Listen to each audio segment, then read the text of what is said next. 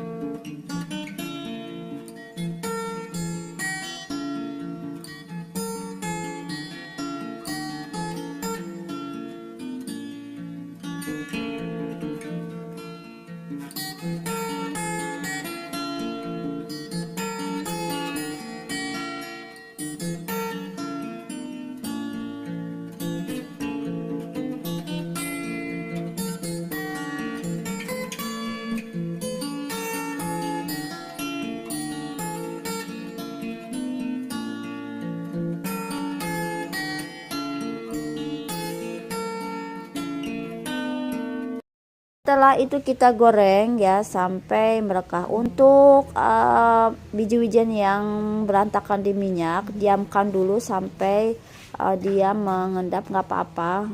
Nanti diambilnya pakai saringan yang terbuat dari stainless ya teman-teman. Itu bisa diambil, disaring, dibersihkan, kemudian baru goreng lagi yang berikutnya. Atau mau dihabiskan dulu sampai gorengnya selesai juga nggak apa-apa ya. Memang ada sedikit berjatuhan, memang agak banyak, bukan sedikit ya, nggak apa-apa. Itu juga bisa kita pakai lagi untuk bahan atau bikin makanan yang lain, tapi kalau mau dibuang juga terserah ya teman-teman.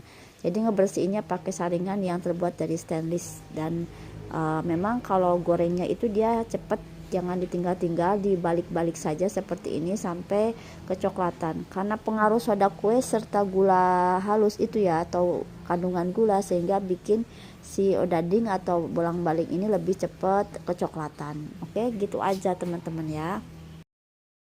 Untuk cocolannya, toppingnya bisa dikasih gula halus ya, bisa dikasih karamel. Saya udah ada resep karamel sausnya di video sebelumnya ya. Dan ini juga bisa cocolan gula halus aja udah enak, nggak dicocol gula halus aja sudah enak juga.